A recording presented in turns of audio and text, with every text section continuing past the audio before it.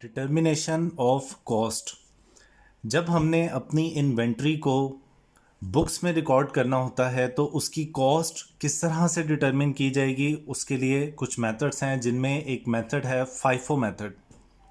इससे पहले determination of cost cost को डिटरमिन करने का एक मेथड स्पेसिफिक आइडेंटिफिकेशन मेथड था, जिसे इससे पहले वाली वीडियो में हम कवर कर चुके हैं।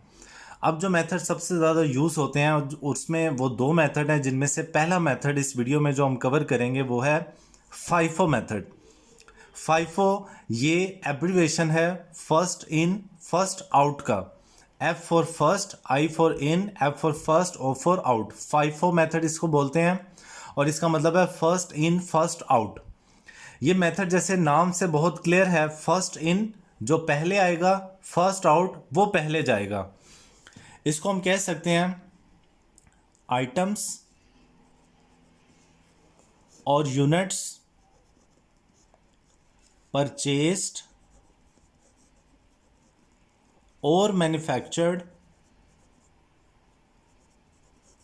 अगर ट्रेडिंग बिजनेस है तो वो गुड्स परचेज करते हैं सेल करने के लिए, और अगर मैन्युफैक्चरिंग बिजनेस है तो वो गुड्स मैन्युफैक्चर करते हैं। अगर कोई भी आइटम या यूनिट्स मैन्युफैक्चर किए हैं या परचेज किए हैं, first is to be are to be sold first.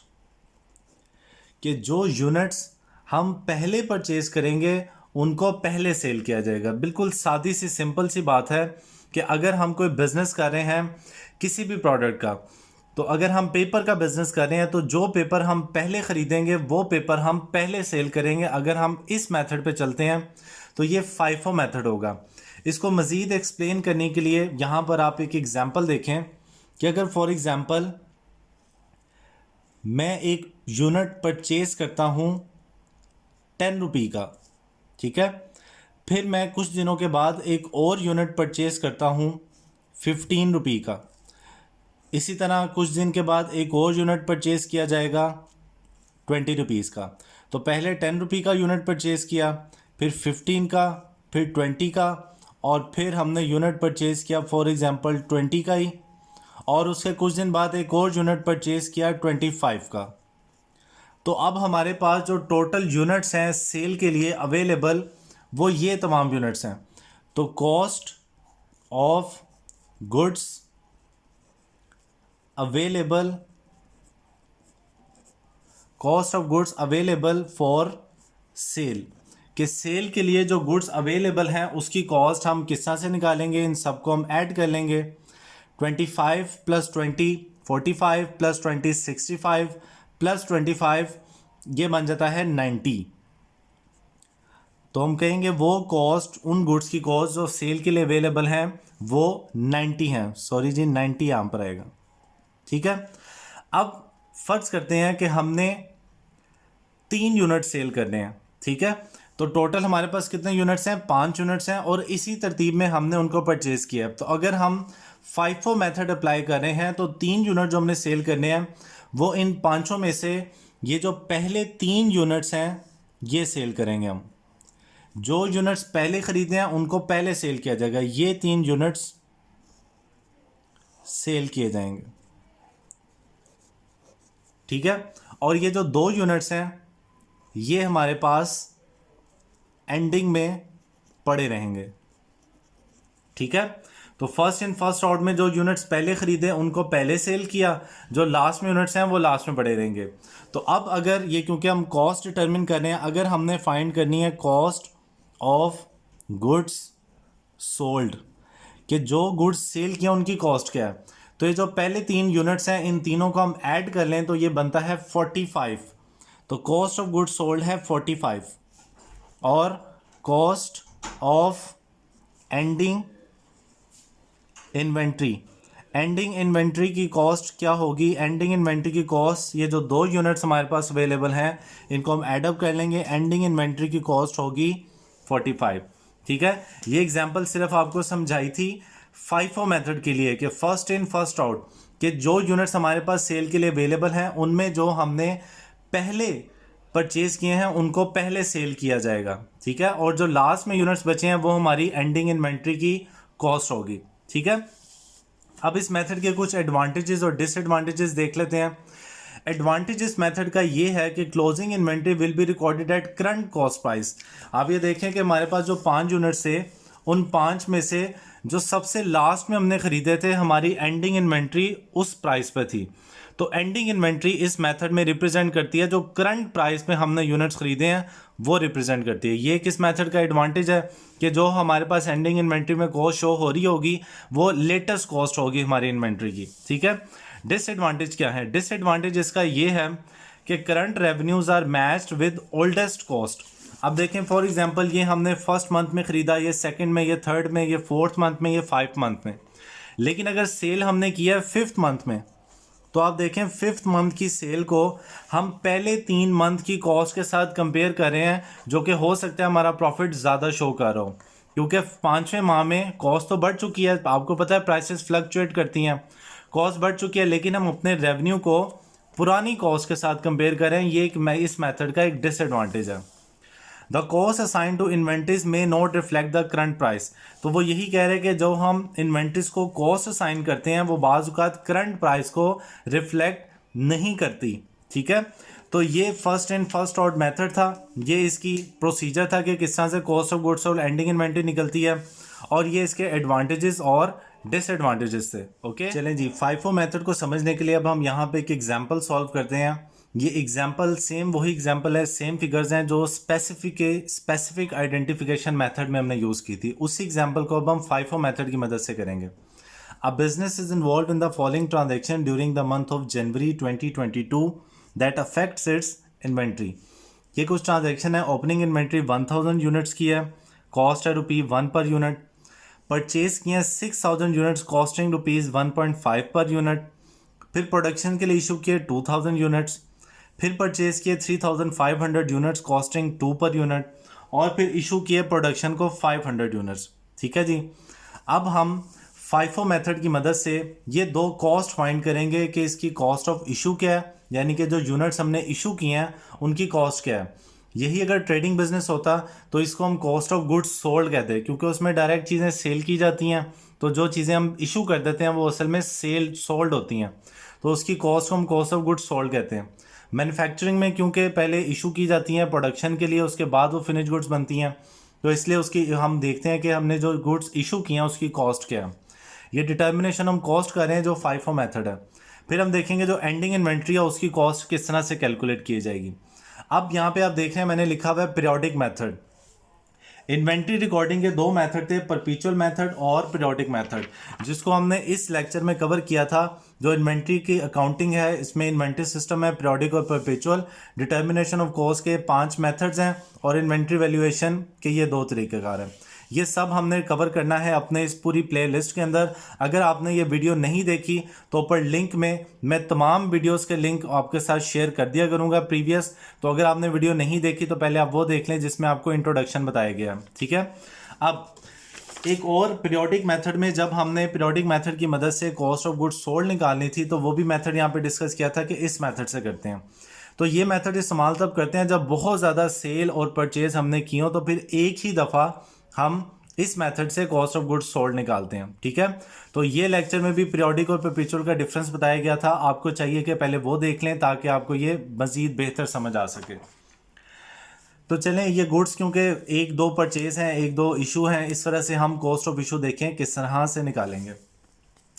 देखिए जी, हमारे पास इनिशियली 1000 यूनिट्स थे ₹1 वाले। फिर हमने परचेज किए 6000 यूनिट्स ₹1.5 वाले। फिर हमने परचेज किए 3500 यूनिट्स ₹2 वाले। तो ये 3 तरह के यूनिट्स हमारे पास मौजूद थे। पहले हमने इशू किए 2000 यूनिट्स, फिर हमने इशू किए 500 यूनिट्स। तो FIFO मेथड ये कहता है कि जो यूनिट्स पहले आए हैं उनको पहले इशू किया जाएगा। तो टोटल जो हमने 25 यूनिट्स इशू किए हैं वो 1000 इसमें से इशू किए होंगे और 1500 यूनिट्स यहाँ से इशू किए होंगे, ठीक है। अब देखिए कॉस्ट ऑफ इशू निकालनी है, तो आप लिखें units 1000 at the rate 1 and amount 1000। और जो 1500 यूनिट्स हमने इशू किए हैं वो हैं 1.5, ये आता है 2250। दोनों को टोटल कर लें तो ये आ जाएगा 3250। ये हमारी कॉस्ट ऑफ इशू के जो यूनिट्स हमने इशू किए हैं उसकी कॉस्ट 3250 है। अब आता है जी एंडिंग इन्वेंट्री। एंडिंग इन्वेंट्री की कॉस्ट क्या होगी, उसके लिए हम दोबारा इधर ही आते हैं। हमारे पास ये 3 तरह के यूनिट्स है जिसमें से 2500 यूनिट्स हमने सेल कर दिए। तो 1000 ये चले गए, 1500 यहाँ से चले गए, तो इसका मतलब 3500 यूनिट्स हमारे यहाँ पे बच गए हैं और 3500 यूनिट्स ये सारे हमारे पास मौजूद हैं। तो एंडिंग इन्वेंट्री कॉस्ट निकालनी है तो हम लिखेंगे यूनिट्स। 3500 यूनिट्स हमारे पास मौजूद हैं 1.5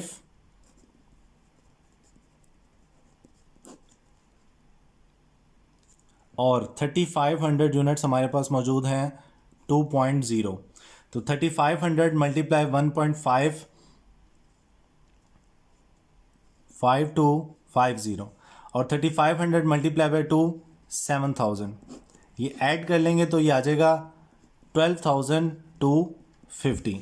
ठीक है जी। तो फाइफो मेथड के तहत फाइफो मेथड कॉस्टिंग का पीरियोडिक मेथड में अगर हमने कॉस्ट ऑफ इशू और कॉस्ट ऑफ एंडिंग इन्वेंट्री निकालनी हो तो हम इस तरह सिंपल देखेंगे कि कितने यूनिट्स हमने शुरू में इशू कर दिए उसकी कॉस्ट निकाल लेंगे और कितने यूनिट्स लास्ट में बच गए उसकी कॉस्ट निकाल लेंगे। तो पीरियोडिक मेथड में इस तरह से हम कॉस्ट ऑफ इशू और कॉस्ट ऑफ एंडिंग इन्वेंट्री निकाला करेंगे।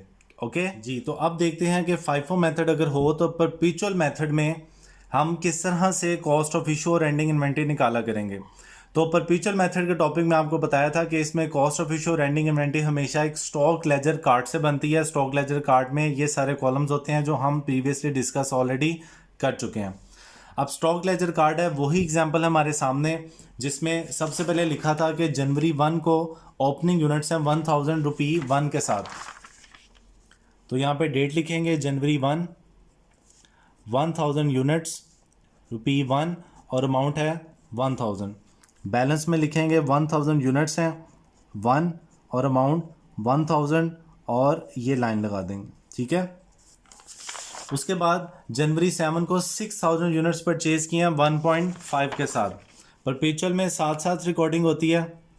जनवरी 7 6000 units at the rate of 1.5 तो ये बनता है 9000। अब हमारे पास दो तरह के यूनिट्स हो गए, एक 1000 यूनिट्स रुपी 1 के साथ और 6000 यूनिट्स रुपी 1.5 के साथ। ये दो तरह के यूनिट्स अब हमारे पास बैलेंस में मौजूद हैं। अब उसने लिखा है कि हमने प्रोडक्शन में 2000 यूनिट्स इशू किए हैं जनवरी 17। यहाँ पे लिखेंगे जनवरी 17 2000। तो अब देखने की बात है कि इन दोनों में से कौन से यूनिट्स हम इशू करेंगे। दो कॉस्ट वाले यूनिट्स हैं तो मेथड हमें बताएगा फर्स्ट इन फर्स्ट आउट के जो सबसे पहले आए थे पहले वो इशू किए जाएंगे। 1000 यूनिट्स इशू करेंगे रुपी 1 वाले और 1000 यूनिट्स हम इशू करेंगे ये 6000 यूनिट्स में से जो कि 1.5 के हैं। यह आ जाएगा 1500। अब हमारे पास बैलेंस में जो यूनिट्स बच गए वो बच गए 5000 यूनिट्स।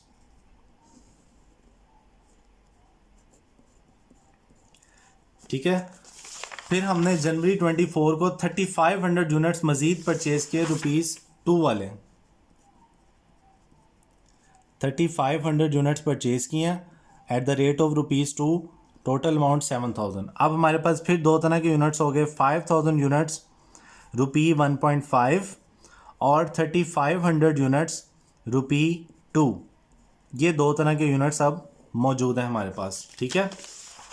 अब लास्ट में प्रोडक्शन में 500 यूनिट्स इशू किए हैं जनवरी 31 को। जनवरी 31 500 यूनिट्स हमने इशू किया है। अब दो तरह के यूनिट्स हैं, कहाँ से इशू करेंगे। मेथड कहता है फर्स्ट इन फर्स्ट आउट कि जो पहले आया था इन दोनों में से पहले आए थे ये 5000 यूनिट्स तो पड़े हुए, तो 500 हम यहाँ से इशू करेंगे। 1.5 ये आ जाएगा 750। 4500 यूनिट्स बच गए 1.5 से, अमाउंट 6750 और 3500 यूनिट्स हैं रुपीस 2, अमाउंट 7000। ठीक है जी। स्टॉक लेजर कार्ड कंप्लीट करने के बाद हमने एक इस कॉलम का टोटल करना होता है और इन दो कॉलम्स का टोटल करना होता है। इस कॉलम का टोटल हम कर लेंगे 1 + 1 2000 2500, तो ये आ जाएगा 3250, ठीक है। और इन दोनों अमाउंट्स का टोटल कर लेंगे क्योंकि एंडिंग इन्वेंट्री अब सिर्फ ये यूनिट्स हमारे पास मौजूद हैं। टोटल यूनिट्स हमारे पास अब होंगे 8000 और कॉस्ट उनकी होगी 13750। जी cost of issue stock ledger card का जब आप टोटल करेंगे तो ये जो कॉलम है जो मैं बता रहा है कि ये तमाम यूनिट्स इशू हुए, ये उनकी कॉस्ट थी और टोटल कॉस्ट ऑफ इशू है 3250। कॉस्ट ऑफ एंडिंग इन्वेंट्री में ये यूनिट्स हमारे पास मौजूद हैं जिनकी कॉस्ट बनती है 13750। तो स्टॉक लेजर कार्ड में हम साथ साथ रिकॉर्डिंग करते हैं और लास्ट में टोटल करते हैं तो कॉस्ट ऑफ इशू आ जाती है, और जो एंड में बैलेंस पड़ा होता है वो टोटल करते हैं तो हमारे पास एंडिंग इन्वेंट्री की कॉस्ट आ जाती है। जबकि पीरियोडिक मेथड में हम ट्रांजैक्शंस करते रहते हैं पूरा मंथ और लास्ट में सिर्फ एक दफ़ा देखते हैं कि जी टोटल कितने यूनिट्स गए उनका टोटल कर लेते हैं और टोटल कितने यूनिट्स रिमेनिंग में है उसका टोटल कर लेते हैं। यहाँ पे एक करेक्शन थी कि 6000 में से जब हम 1500 इशू करेंगे तो 4500 यूनिट्स बचेंगे हमारे पास। यहाँ पे एक और चीज़ आपने नोट करनी है सिर्फ आपके नॉलेज के लिए है कि फाइफो मेथड में cost of ending inventory periodic और परपेचुअल दोनों का आंसर हमेशा सेम आया करता है, ठीक है। चाहे हम पीरियोडिक मेथड को फॉलो करें या हम परपेचुअल मेथड को फॉलो करें, कॉस्ट ऑफ एंडिंग इन्वेंट्री हमेशा दोनों में सेम आया करती है। जो दूसरा मेथड हम करेंगे लाइफो उसमें ऐसा नहीं होता, लेकिन फाइफो मेथड में ये नॉर्मली सेम आया करती है। और आम तौर पे हम जब भी कॉस्ट को डिटरमिन करते हैं प्रैक्टिकली तो वो परपेचुअल मेथड से ही नॉर्मली किया जाता है। ओके तो ये फाइफो मेथड हमने देखा इसका इंट्रोडक्शन कि किस तरह से पहले आने वाले यूनिट्स पहले जाते हैं और कॉस्ट पीरियोडिक मेथड में किस तरह से डिटरमिन की जाती है और फिर परपेचुअल मेथड में किस तरह से कॉस्ट डिटरमिन की जाती है, जिसमें स्टॉक लेजर कार्ड की मदद से हम कॉस्ट ऑफ इशू और cost of ending inventory find करते हैं। ओके